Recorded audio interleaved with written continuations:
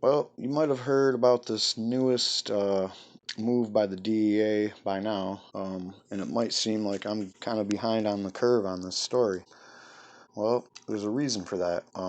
When I first seen this story, I didn't want to like jump out there and come up with a bunch of conclusions without without looking at all the facts involved and all the implications, and to see actually what they did. Because if you remember, I did do a video not too long ago when the FDA told the DEA to be to take it easy on the adjusting schedules and rescheduling and creating new schedules and stuff like that. So it wasn't like my first thought was, oh no, they just banned CBD, because I don't think that's what happened here. The first thought is that when you read it and you read the whole thing that the DEA wrote, is they created a new number for CBD as a standalone substance, which they said also is a Schedule 1 substance. Now, their reasoning for that is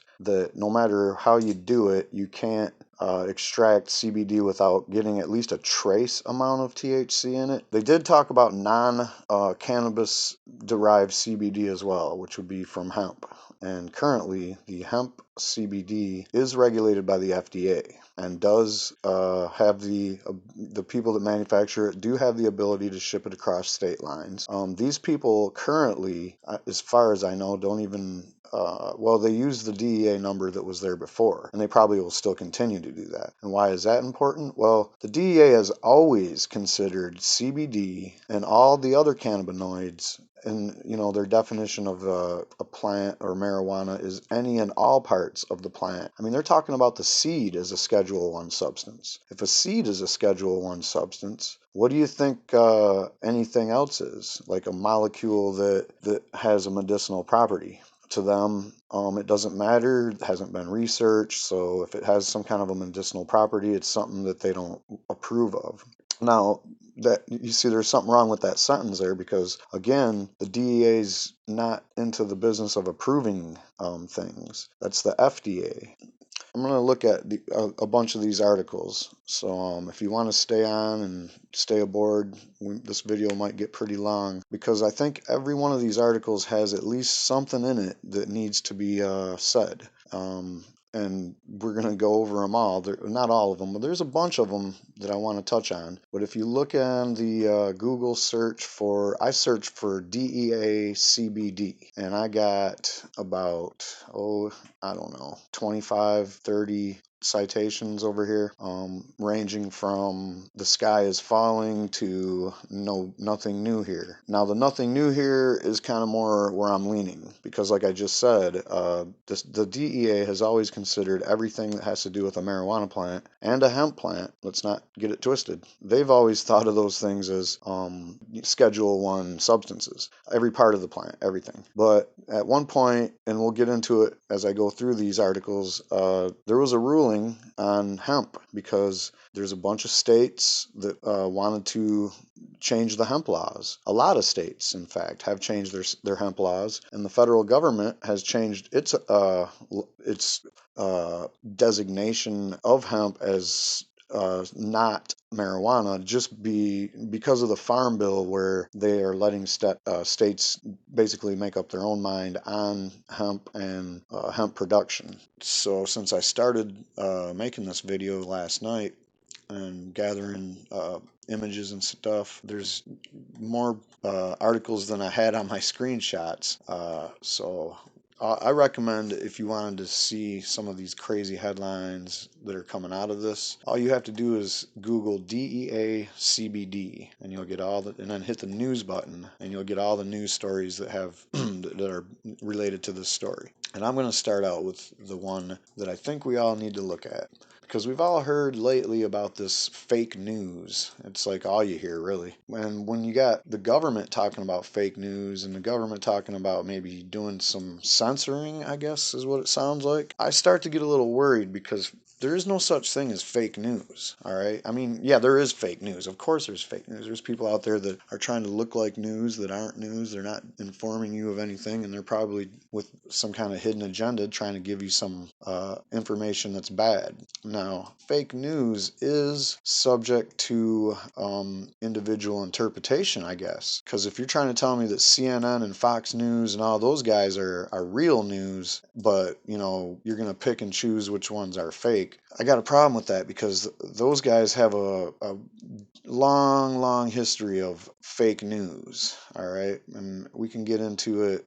I can go make a whole 2 hour long video if I wanted to about it, so we're just not even going to go there. But what I will say is fake news, just like actual fake news, it's becoming kind of a buzzword for people to throw around there, and I'm not going to put it in the title of this video just to get some extra clips, but Magnetic Magazine, whoever that is, decided to use this headline in their culture section. Fake news spreads after DEA announces establishment of a new drug code for marijuana extract. Many are now saying CBD is illegal after misconstruing what this means. I'm going to read this because it's pretty short and sweet. The confusing fine line that the medical marijuana industry is navigating between federal and state law has prompted a variety of news sources to jump to conclusions about what this means for the future of the booming industry. This has been happening over the last couple of years in general, but with the announcement from the DEA about their establishment of a new drug code for marijuana extract, fake news has gotten to the point that even the Huffington Post had to pull down their article about this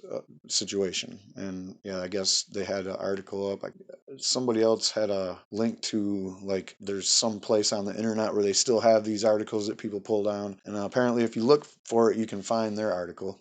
But anyway, the announcement strictly explained that the Drug Enforcement Administration is creating a new administration controlled substances code number for marijuana extract. The code number will allow the DEA and DEA registered entities to track quantities of this material separately from quantities of marijuana. This, in turn, will aid in complying with relevant treaty provisions. Medical Marijuana Inc., now they make a lot of CBD products. I'm just going to say this: Medical Marijuana Inc. right now has brought forth what the announcement has meant for them and clarifies where the future of the industry is looking for. On the change, Medical Marijuana Inc. CEO Dr. Stuart Titus comments, Medical Marijuana Inc. is pleased to announce that the DEA Federal Registry amendment to create a new code for marijuana extracts in no way affects the company's hemp oil, containing naturally occurring cannabinoids, including CBD, or its operations. And I'm not going to read the rest of that, but he does give the reason why, and it's this Ninth Circuit case that I'm going to talk more about as I go along. They upheld the legality of the company's products already when they sued the DEA because of a previous ruling that would have made their products a Schedule I substance. The DEA, I guess they're going to bat again, maybe. I don't know. We'll see. But you can go on to, you can go click their article, and then the actual statement from Medical Marijuana Inc. will be in the article. All right, another article I found very helpful was the Small Cap Network article, and they're another business publication, and they're talking about another company that might have been affected by this. They're saying, and here's their headline: new DEA ruling against CBD will actually eventually help hemp oil name Lexaria Bioscience. The idea here is that this new designation might make it so they're going to have to push back and do something about that or whatever. But anyway, the problem for the DEA, the U.S. judicial system has already ruled that the DEA doesn't have the authority to make such rules. Now, this is where I'm going to get into the Ninth Circuit Court situation. So attorney Robert Hoban explained yesterday evening at industry website newcannabisventures.com, quote, the DEA's new definition for marijuana extract includes an extract containing one or more cannabinoids that has been derived from any part of the genus cannabis other than the separated resin, whether crude or purified, obtained from the plant. The primary problem with this new definition is that it purports to broadly outlaw all 80-plus cannabinoids such as cannabidiol, cannabigerol, etc., contained within this genus, and the cannabinoids are not unlawful controlled substances. The only cannabinoid that has been specifically identified in the Controlled Substances Act is THC, as set forth below. In other words, the Drug Enforcement Agency does not have the authority to make the rules it just made. Hoban added, moreover, naturally occurring cannabinoids are not unlawful substances per se. In Hemp Industry Associations versus DEA, Ninth Circuit 2004, the Ninth Circuit ruled that naturally occurring cannabinoids in industrial hemp foods, including oil, were never scheduled under the CSA, therefore the DEA has no jurisdiction. This means that naturally occurring industrial hemp cannabinoids are federally legal in view of the Ninth Circuit. In this case, the court concluded, in the case of poppy seeds commonly consumed on bagels and expressly exempted from the CSA, that come from a non-drug variety of, but the same species as the opium poppy, non-psychoactive hemp seed products do not contain any controlled substances as defined by the CSA. So, there's that. Basically, the DEA is kind of acting a little bit out of their wheelhouse on this. Now they're going to say, oh, but we just wanted to make it so we can have this new number. And that's why people are calling it a sneaky move or whatever.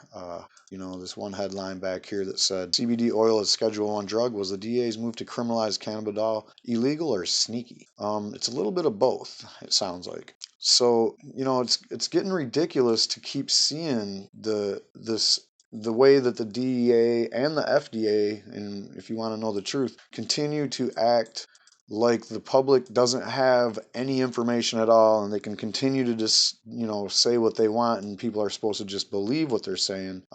We know that CBD is not bad. We know that every cannabis component, every single molecule that you can find in it is not psychoactive. Only THC is. If you want to have your ban on THC, if you want to keep working on that, that's one thing. But to say that every molecule, including THC, but all the other ones too, are bad and are bannable, that's just not reasonable anymore. I mean, this federal judge already said it wasn't reasonable.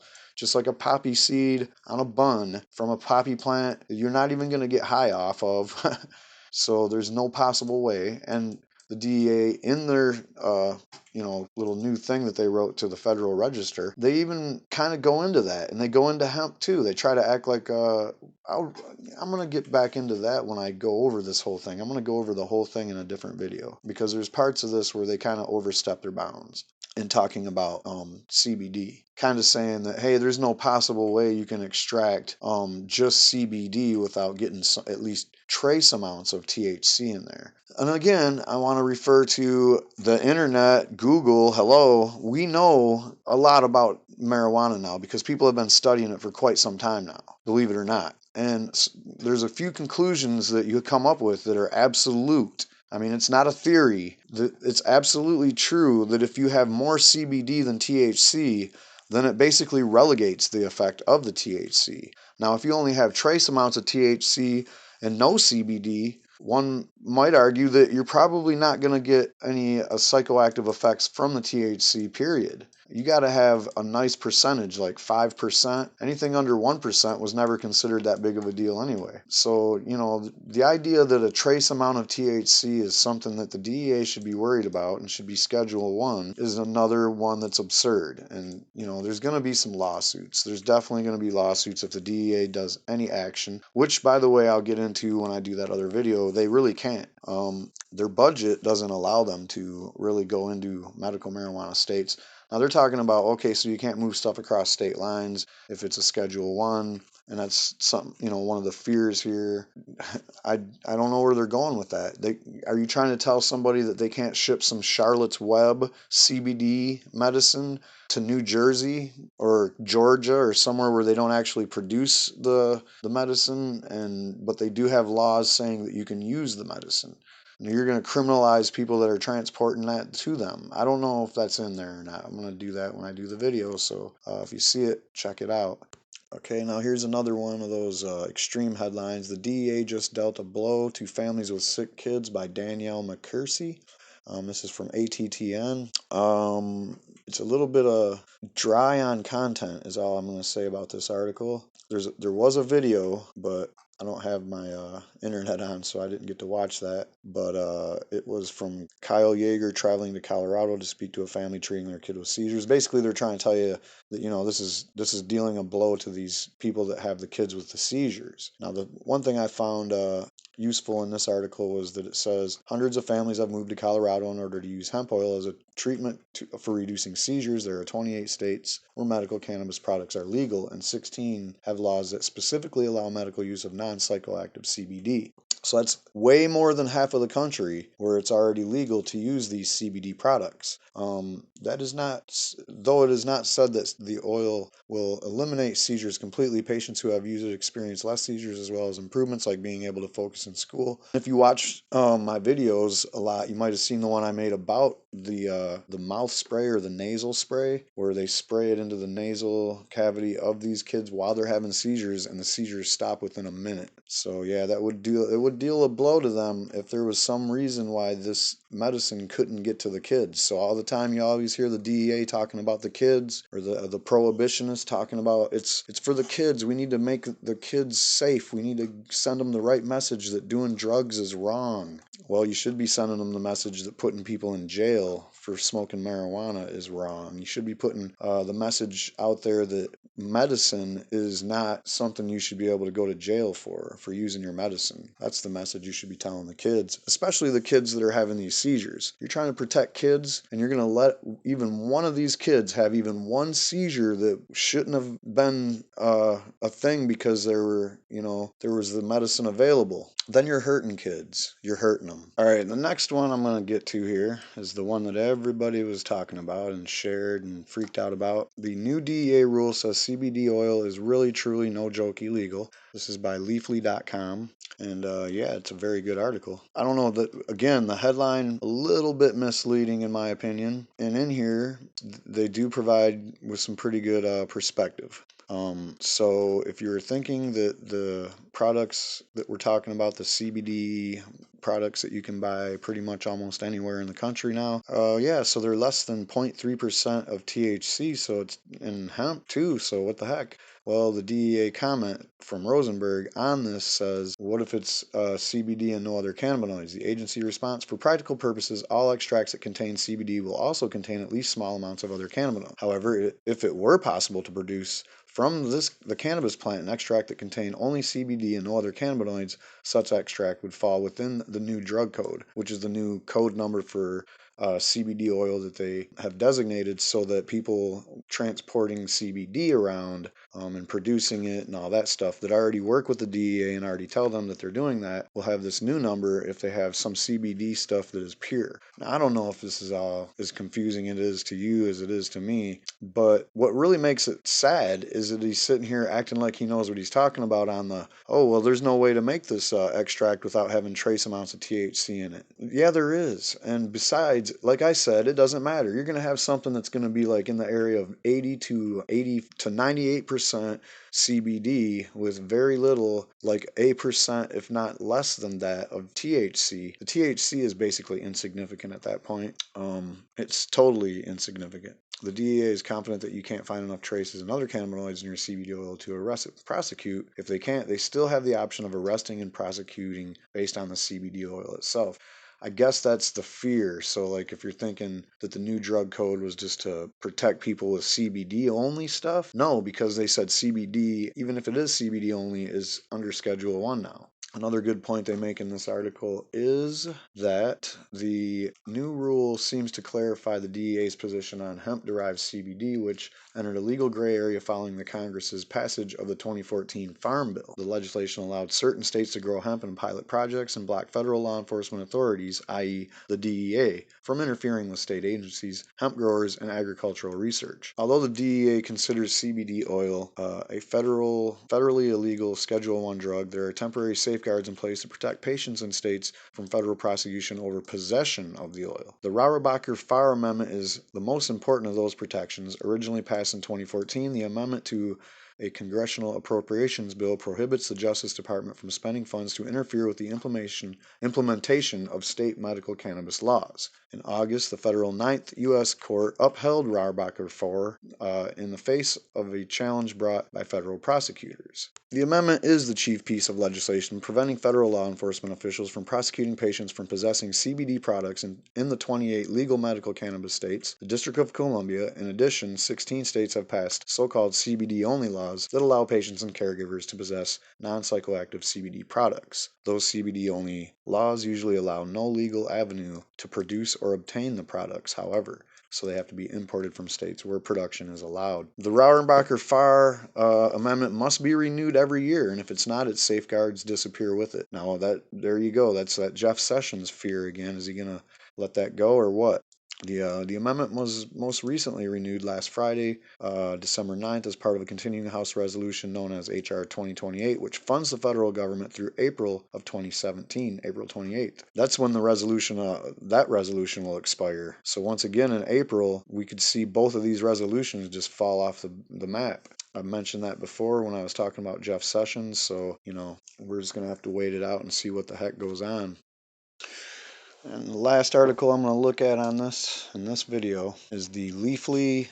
Hold on, the DEA's move against CBD might not be legal. And I've already said this, the FDA has already said that when the DEA made their public decision about not rescheduling cannabis. And they didn't say they didn't do it because the FDA told them not to. They said they didn't do it because, I don't know, they gave you a bunch of reasons. None of them sounded legit. And some of their reasons even made it sound like they were going back on some of the propaganda and reefer madness that's been out there for decades. They basically said, oh, between us and the FDA, we really don't think, this thing's a gateway drug. Now, this article's got a couple of interesting points in it. So we're going to get this quote from Steve D'Angelo. He is a famous activist and ganjapreneur.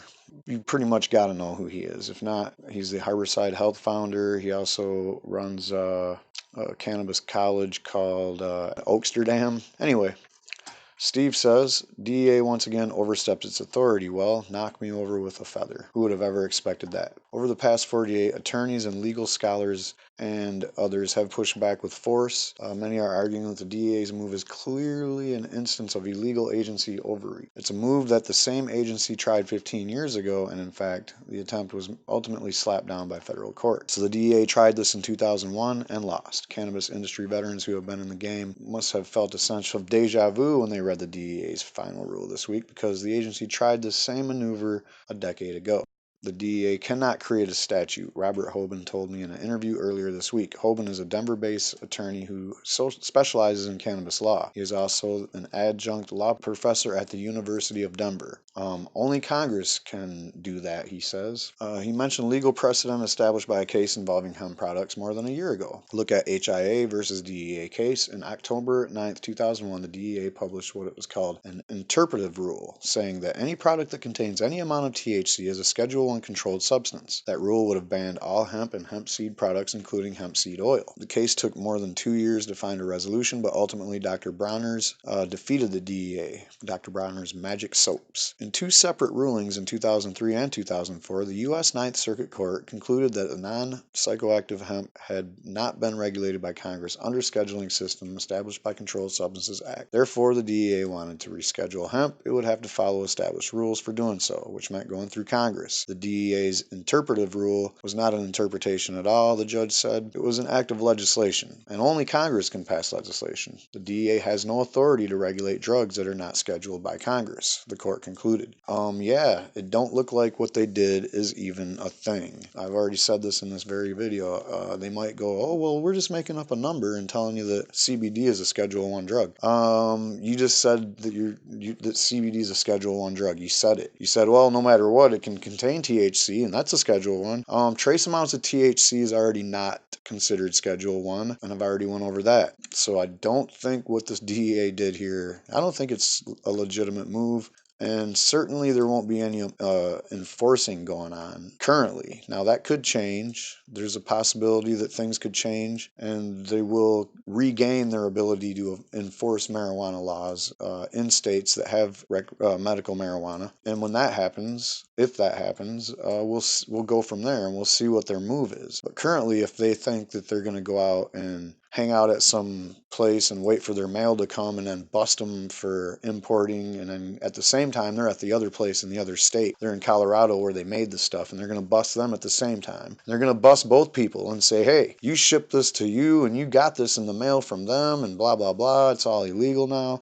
Or you go online and you're looking for your CBD medicine on the web and all of a sudden the website got shut down. I'm going to tell you right now, man, that can't happen. The DEA doesn't even have funding right now to be able to do that kind of stuff. But the most important thing to know is in the actual Federal Register update that they made, there's a whole section on it talking about, what kind of action they're going to be doing.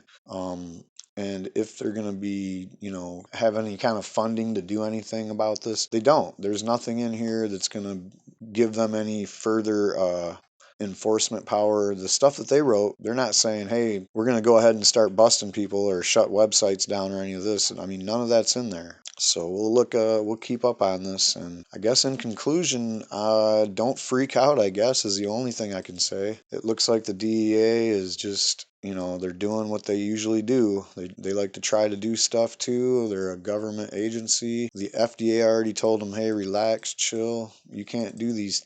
You can't change schedules. You can't reschedule stuff. That's something the Congress does. All you do is you go investigate and make arrests and enforce drug laws. That's what your job is. Anything other than that is basically stepping outside of the bounds. I mean, we used to think of Big Pharma running the FDA, but this move seems like Big Pharma might even be running the DEA too. I mean, come on. Why else would they want to make CBD something that they could say that they can enforce and it's called a Schedule 1? Why would they want to do that? Well, people are using it and they're actually getting better. In states that have medical marijuana, people are using that and they're not using opiates anymore. Opiate use has dropped. Opiate overdoses have dropped 25%. Prescriptions have dropped 15%. So the tide is definitely turning on medicine. The pharmaceutical industry is like, oh my God, we're starting to become irrelevant because our shit don't work. Point blank, their shit just doesn't work. If nothing else, it makes, yeah, okay, oh cool, I cured my cancer, but I'm pretty much worthless now. I'm just basically a shell of myself. And I mean, whatever. I mean, their medicine don't work, and they got the DEA to come after your sick children who are just trying to not have seizures.